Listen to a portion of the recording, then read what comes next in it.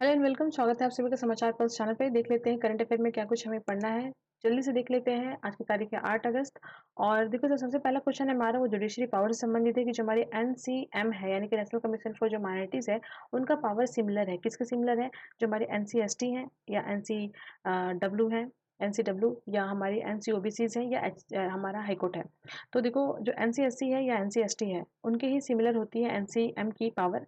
अब देखो, जो हमारी एनसीएससी है यानी कि आर्टिकल 338 के तहत national commission for schedule caste है, जिसका सेक्शन 8 जो है वो कहता है कि जो हमारी national commission for schedule caste है उनके पास जुडिशरी पावर होंगे, पर जुडिशरी पावर क्या, वर्डिक्ट देने के नहीं, यानी कि फैसला देने के नहीं होंगे। रिकमेंडेशन दे सकते हैं, रिपोर्ट दे सकते हैं, सलाह दे सकते हैं, वगैरह वगैरह। सीओ मोटो एक्शन ले सकते हैं, यानी किसी भी कारण में अगर कहीं भी एससी एसटी का कोई भी उत्पीड़न होता हुआ दिखाई देता है तो वो बिना एफआईआर दर्ज किए सीओ मोटो एक्शन के तहत कार्य कर सकते हैं, फैसला ले सकते हैं। उसी तरह से जो एनसीएसटी है उनके लिए भी आर्टिकल 338 ए के सबसेक्शन 8 के तहत ये प्रोविजन है। बट जो हमारी नेशनल कमीशन फॉर माइनॉरिटी है, जिनका गठन 1992 के एक्ट से किया गया था, उनके सेक्शन 9 के सबसेक्शन 4 में जुडिशियल पावर दिया गया है और ये इक्विवेलेंट टू दोनों है, यानी एनसीएससी या एनसीएसटी के बराबर है। ठीक है। और इस बात की जिक्र हमारे पार्लियामेंट में जो हमारे माइनॉरिटी मिनिस्टर है किरण रिजिजू ने की, क्योंकि यह सवाल उठाया गया था कि जो हमारे नेशनल कमीशन फॉर माइनॉरिटी है उनके पास क्या पावर है और किस तरीके से वो वर्क करती है। तो इसका आंसर जो है हमारा ये था। चलिए हम थोड़ी सी बात कर लेते हैं। नेक्स्ट जो हमारा क्वेश्चन है, 361 प्राइवेट इक्विटी फंड जो है अप्रूव किया गया है, जिसका एक्विजिशन अब हो सकता है किसी के द्वारा भी, वो अप्रूवल किया गया सीसीआई के द्वारा। तो ये किसे संबंधित है? तो समझो सीसीआई है क्या और ये कैसे अप्रूव करती है। तो सीसीआई का मतलब होता है competition commission of India. Competition commission of India का गठन किया गया था 2001 में, आर्टिकल मतलब एक्ट पास करके, और बॉडी बनाई गई 2002 में। तो उस समय से भारत में किसी भी तरह की मार्केट कॉम्पिटिशन को देखने का कार्य करती है।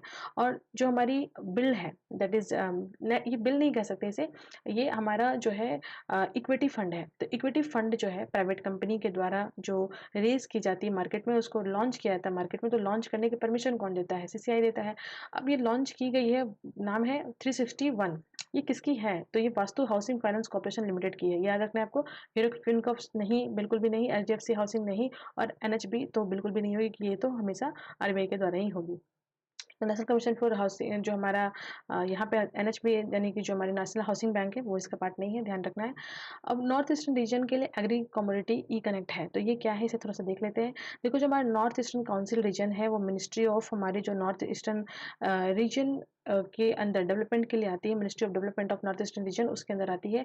ये कोलैबोरेट कर रही है जो वहाँ की डेवलपमेंट एजेंसीज है, जो फाइनेंशियल डेवलपमेंट एजेंसीज है, यानी कि नॉर्थ ईस्टर्न जो डेवलपमेंट फाइनेंस कॉर्पोरेशन लिमिटेड है ना। तो एनईडीएफआई के साथ ये कोलैबोरेट करके जो एग्रीकल्चर सेक्टर है उसमें हर तरह का जो डेवलपमेंट हो सके उसको करने के लिए एनई रेस लॉन्च किया गया। Any race is a digital wave, है ना। और एनी का मतलब नॉर्थ ईस्टर्न, आर ई का मतलब यहाँ पे रेस जो है RACE, यानी कि रेस किसके लिए है? तो रीजनल एग्री कमोडिटी ई कनेक्ट, है ना। और इसमें कौन कौन सी बॉडी को और ऐड किया गया? एपिडा इसमें ऐड है, और उसके बाद निरामिक भी ऐड है। तो एपिडा क्या है? तो एपिडा आप देख सकते हो, एपिडा हमारी एग्रीकल्चर एंड जो प्रोसेस फूड प्रोडक्ट्स है उस एक्सपोर्ट डेवलपमेंट अथॉरिटी है। तो एक्सपोर्ट करने के लिए जो हमारी प्रोसेस्ड फूड होती है, यानी बनी बनाई जो फूड होती है, एग्रीकल्चर की कोई वस्तु होती है, उसको जो हम बाहर भेजते हैं, एक्सपोर्ट करते हैं, उसको देखने के लिए एपिडा हमारी बॉडी है। और निरामिक एक बॉडी जो नॉर्थ ईस्टर्न रीजन में ही मार्केटिंग कॉर्पोरेशन लिमिटेड का कार्य करती है। तो इनके साथ भी कोलैबोरेट किया गया है ई कनेक्ट को। ठीक है, तो ये आपको याद रखना है। चलिए अब हम बात करते हैं। नेक्स्ट जो हमारा क्वेश्चन है, राउंड टेबल कंसल्टेशन अभी होने वाला है, मीटिंग होने वाली है आईआईसीए की, और आईआईसीए फॉर्म है। और देखो, अब ये जो कंसल्टेशन होने वाले इसको चेयर कौन कर रहे हैं, बहुत इंपॉर्टेंट है ये। तो इसको चेयर कर रहे हैं डॉक्टर अजय भूषण पांडे। ये एक छोटा सा ही है लेकिन है इंपॉर्टेंट। अब देखो, इसके जो ऑप्शन 1 है सुमन बेरी, आपने रिवीजन किया होगा, देखा होगा नीति आयोग के, क्या है ये? वाइस चेयरपर्सन है, क्योंकि चेयरपर्सन तो पीएम होते हैं। श्री वीवीआर सुब्रमण्यम, ये कौन है? ये नीति आयोग के सीईओ है एट प्रेजेंट। और आप देख रहे हो यहाँ पे रवनीत कौर। रवनीत कौर कौन है? तो अभी आपको मैंने बताया था सीसीआई के बारे में, that is a competition commission of India, जिसका गठन कब हुआ था? 2002 में। उसके अभी वर्तमान में चेयरपर्सन कौन है? रवनीत कौर है। तो ये हो गया। चलिए हम थोड़ी सी और बात करते हैं। नेक्स्ट हमारा CCRUM organize webinar on quality standard 4।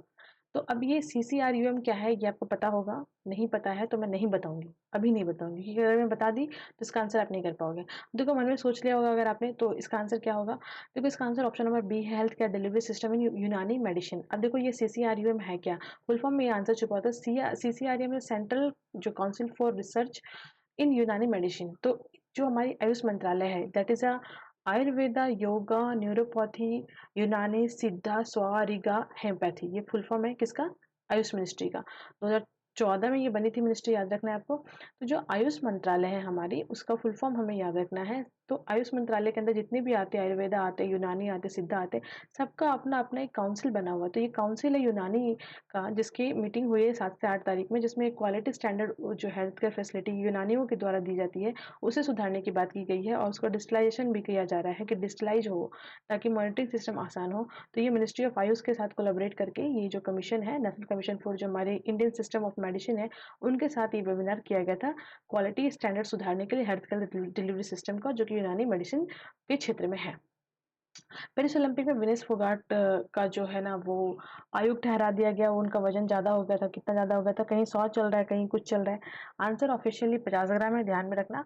और 50 ग्राम वजन ज़्यादा हो गया था इनका। देखो एक बात है कि इसमें ये मैटर बहुत पॉलिटिसाइज हो गया, इसमें बहुत सारे पॉलिटिक्स चल रहा है। एक बात मेरी बात सुन लीजिए, अगर किसी भी देश का कोई पॉलिटिशियन इतना पावरफुल है कि वो किसी प्लेयर को हटवा सकता है, तो वो प्लेयर से गोल्ड भी जितवा सकता है, यानी मल्टीपल गोल्ड आ सकते हैं। सारे गेम में गोल्ड ही आ सकते हैं, और ताकि वो ये कह सके कि देखो भाई हमने अपने प्लेयर, मेरे टाइम में प्लेयर्स अच्छा खेल रहे थे। तो अगर पॉलिटिसाइज करना है तो इसका ये एंगल वैसे ही बन सकता है कि जो इस तरह से चीज़ें नहीं होती हैं। इतना बड़ा गेम है, इसमें किसी भी देश का कोई वो नहीं होता है। जो प्लेयर है वो लाइव परफॉर्म करते हैं, लोग देखते हैं। तो इसमें किसी तरह की कोई बात नहीं, प्रेस का आंसर होगा। बांग्लादेश की अंतरिम जो सरकारें बना दी गई है। खालिदा जिया जो कि जेल में थी, उन्हें बाहर निकाल दिया गया। फर्स्ट प्राइम मिनिस्टर थी, लेडी प्राइम मिनिस्टर बांग्लादेश की। और खालिदा जिया 12-13 दिन सरकार चलाई थी, उसके बाद वो चली गई थी जेल में। और उसे निकालने के लिए वहाँ के प्रेसिडेंट ने इंटरिम ऑर्डर दे दिया है। वैसे गवर्नमेंट वो नहीं बना रही, गवर्नमेंट मोहम्मद यूनिस बना रहे हैं, जो कि वहाँ पे इकोनॉमिस्ट है, नोबेल प्राइज विजेता है। मोहम्मद यूनिस के नज़र में ये सरकार बन रही है, अंतरिम सरकार बन रही है। शेख हसीना तो निकल गई। और देखो कितना ज़्यादा है यार, कितना मतलब आप समझ रहे हो कि चुनी हुई सरकार गिर जा रही है, डेमोक्रेसी एकदम से खत्म हो जा रही है। और भी तरीके हो सकते थे। और वहाँ पे सबसे ज़्यादा जो चीज़ें हो रही है ना, कि मतलब वहाँ पे एंटी इंडिया सेंटीमेंट था, लेकिन एंटी हिंदू सेंटीमेंट वहाँ पे हो चुका। जो वहाँ के माइनॉरिटीज़ है वो एकदम मारे जा रहे, जलाए जा रहे। मतलब ये क्या है, ये बिल्कुल सही नहीं है। और इसका रिपिकल्सन्स इंडिया में हो सकता है, और इसको अलग तरीके से रिप्रिकल्सन्स इसके कराए जाने की कोशिश की जा रही है कि जो हमारे विपक्ष के बड़े बड़े नेता हैं, वो भी हमारे देश के अंदर ऐसा कब होगा, ऐसे सपने देख रहे हैं। तो सोचिए किस तरह का एक तरह से डायरेक्ट थ्रेट है इंडिया को और इंडिया के लोगों को, और वैसे लोगों को जो बहुत ज़्यादा सेकुलरिज्म में विश्वास करते हैं, मिलजुल के रहने में विश्वास करते हैं। उनको, उनकी यूनिटी को तो डायरेक्ट थ्रेट है, देश की सॉवरेनिटी को डायरेक्ट थ्रेट है। और ये लोग भारत के अंदर रहते हैं, भारत के ही पॉलिटिशियन है। मतलब मुझे समझ में नहीं आता है कि फ्रीडम ऑफ, ये जो हमारा स्पीच एंड एक्सप्रेशन है, उसकी कितनी बड़ी सीमा यहाँ पे दी गई है। फिर भी लगता है कि यहाँ पे डेमोक्रेसी खतरे में, डिक्टेटरशिप चल रहा है, फलाना ढिमाका। मतलब मैं आपको बता रही हूँ, लिख के दे रही हूँ। अगर आप सच में ईमानदारी से सोचना चाहते हैं, भारत जैसा देश आपको कहीं नहीं मिलेगा जहाँ पे आप गवर्नमेंट के गोद में बैठ करके और गवर्नमेंट को ही गाली दे रहे हैं, है ना। जैसे सलमान खुर्शीद की मैं बात कर रही हूँ, इतने बड़े नेता हैं कांग्रेस के, इतने बड़े बड़े पद पे रह चुके हैं, ब्यूरोक्रेसी में उनका रिकॉर्ड रहा है, ठीक है। तो अब सोचो कि ये कैसे ऐसे लोग बयानबाजी कर सकते हैं। चलिए बात करते हैं नेक्स्ट। अभी हाल ही में नंदिनी सहारा योजना लॉन्च किया गया था। ये किसके द्वारा किया गया? देखो इसका आंसर एनसीडीसी होगा, है ना। एनसीडीसी यानी कि जो हमारी राष्ट्रीय सहकार विकास निगम है, उनके द्वारा लॉन्च किया गया था नंदिनी सहकार योजना, जिसमें फीमेल जो होती है उनको वित्तीय सहायता मिलेगा। फीमेल, ऐसी फीमेल नहीं जिनका मतलब जो जिनका मतलब जो योजनाओं के तहत जो मतलब सेल्फ हेल्प ग्रुप टाइप्स की जो फीमेल होती हैं, है ना, तो उनकी जो स्किल्स है उनको बढ़ाने के लिए, उनका इकोनॉमी अच्छा होने के लिए वो ग्रुप्स को पैसा मिलता है। तो इसमें मिनिमम और न्यूनतम सीमा नहीं है नंदिनी सहकारिता योजना के तहत कि उनको कितना पैसा मिलेगा, कितना कम मिल सकता है, कितना अधिक मिल सकता है। केंद्र शासित प्रदेश जम्मू एंड कश्मीर में पूर्णकालिक डीजीपी की नियुक्ति हो गई है। कौन है? आंसर क्या होगा? जितने भी आपको दिखाई दे रहा है, ये कोई ना कोई पॉलिटिशियन या कोई ना कोई ऑफिसर है। आंसर क्या होगा? RR swan. तो इन्हें पूर्णकाल का यानी कि फुल फॉर्म, जो फुल इनका टेन्योर है, उसके लिए इन्हें डीजीपी नियुक्त किया गया है। कहाँ पे? जम्मू एंड कश्मीर का। तो ये आपको याद रखना है। गृह मंत्रालय जो है वो लॉन्च करता है। चलिए अब देखते हैं पुडुचेरी के उपराज्यपाल के रूप में किसने शपथ ली है, तो आंसर क्या होगा? संतोष कुमार गंगवार बिल्कुल भी नहीं, क्योंकि वो गवर्नर है झारखंड के। निपिंद्र मिश्र बिल्कुल भी नहीं, क्योंकि वो प्राइम मिनिस्टर के फॉर्मर सलाहकार सलाहकार नहीं यार, क्या बोल सकते उसको, पर्सनल सेक्रेटरी रह चुके हैं 2014 के टाइम पीरियड में, और बहुत सारे अन्य कार्यों में भी हैं। और अगर ऑफिशियली हम बोले तो ये जो है टेलीकॉम सेक्रेटरी के टेलीकॉम फॉर्मर सेक्रेटरी भी रह चुके हैं कि कैलाश नाथनम, तो ये बन रहे हैं एग्जैक्टली पुडुचेरी की उपराज्यपाल, क्योंकि आनंदीबेन पटेल तो यूपी की राज्यपाल है ही। तो चलिए हम बात करते हैं नेक्स्ट। देखो जो क्वेश्चन था हमारा, इज एन एप्रोप्रिएशन बिल और a money bill is a finance bill. तो देखो थोड़ा सा देख लेते हैं, ये क्वेश्चन में थोड़ा ध्यान देना होगा। एप्रोप्रिएशन बिल और फाइनेंस बिल है ना, एप्रोप्रिएशन बिल और finance bill is a money bill. तो मैंने क्वेश्चन को थोड़ा छेड़छाड़ किया था, तो ताकि आप अलग अलग एक्सप्लेनेशन दे सके कि एप्रोप्रिएशन बिल क्या होता है, फाइनेंस बिल क्या होता है। इसको अटेम्प्ट किया है नदीम ने, और बाद बाकी किसी का भी आंसर नहीं आया है, तो मैं मेंशन कर देती हूँ नाम। अब देखो एक्चुअली में क्या है, अप्रोप्रिएशन बिल और फाइनेंस बिल को हम लोग थोड़ा सा समझते हैं। देखो अप्रोप्रिएशन बिल में क्या होता है ना, कि हमें पैसा निकालने की अनुमति मांगनी पड़ती है ना, कि हम पैसा निकाल सकते हैं, कितना पैसा निकाल सकते हैं, क्या पर्पस है विड्रॉ का। क्योंकि फाइनेंस बिल ये होता है कि वो एक्सपेंडिचर करेंगे, कितना एक्सपेंडिचर करेंगे वो बताने के लिए होता है। तो फाइनेंस बिल एक्सपेंडिचर के लिए होता है, और अप्रोप्रिएशन बिल पैसा निकालने के लिए होता है, कितना पैसा, है ना। तो कायदे से दोनों ही मनी बिल का पार्ट है, और दोनों ही को पास करने के लिए राज्यसभा में परमिशन लेने की जरूरत नहीं है। राज्यसभा से रिटर्न कर सकता है ना, रिटर्न कर सकता है, बट मतलब बहुत ज़्यादा इसमें राज्यसभा की पावर नहीं है। अधिक से अधिक 14 डेज में, और 14 डेज में नहीं हुआ तो अपने आप बिल पास हो जाएगा, क्योंकि इसमें पूरा का पूरा पावर लोकसभा का होता है, और लोकसभा के जो चेयरपर्सन होते हैं वही इसे डिक्लेयर कर सकते हैं। आर्टिकल 110 के तहत मनी बिल आता है। लेकिन हम जो बात कर रहे थे कि पैसा निकालें कहाँ से, तो कंसोलिडेटेड फंड ऑफ इंडिया से निकालते हैं।